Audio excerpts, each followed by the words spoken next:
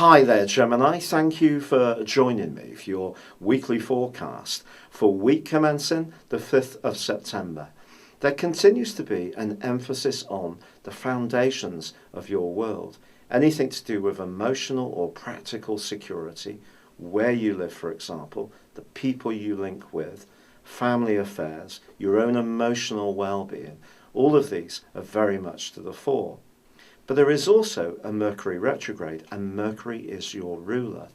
Mercury twisting backwards like this could point towards some misunderstandings, and Mars is clashing with the Sun this week, the Sun also in Virgo, and Mars is in your sector of relating.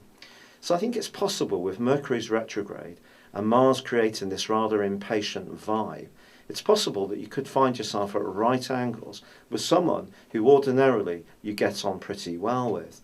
Perhaps it's a long-standing frustration that's just going to come a little bit more up to the boil.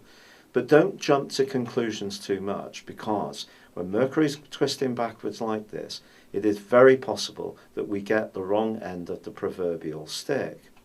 There's also a quarter moon on Friday, which is going to be emphasising the same parts of your horoscope as the Sun's angle to Mars.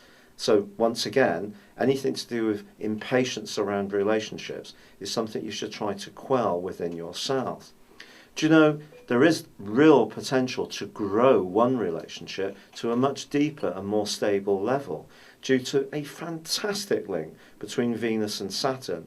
If you're fortunate enough to have met someone, and this tie, whether it's a friendship, a work-based association, or something that's more sensual, if you're lucky enough to see a real progression developing, I think the angle between Venus and Saturn is very, very encouraging.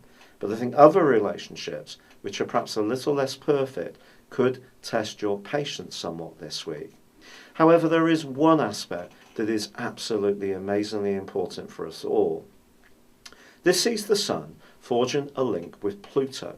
Tiny Pluto is about the politics of situations. It's about the deepest truths. Sometimes it's about secrets. Sometimes it's about lust and power.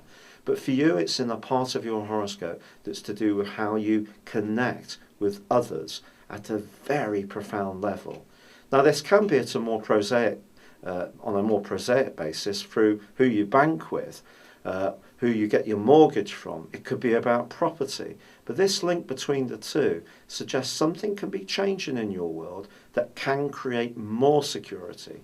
And that's something that's obviously very important when you have Mercury and the Sun and Jupiter, at least till Thursday, in this part of your horoscope, the part that's all to do with what makes you feel secure and safe.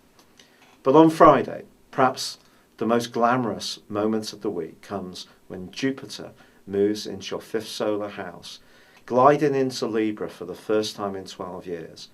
Jupiter has an awesome reputation. For sure, it's the biggest physical planet, but also it's about expansion, it's about optimism. And in traditional astrology, it was about good luck. Modern astrologers don't really believe in good luck in the same way.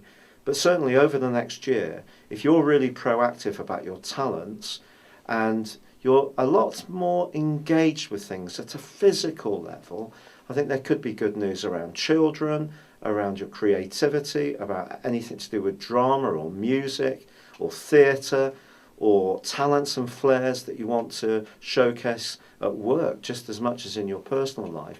Then this is a profound alteration.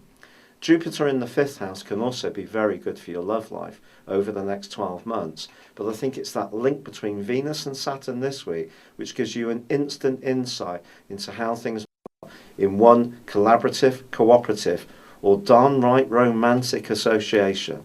And that really could be a very exciting part of this week.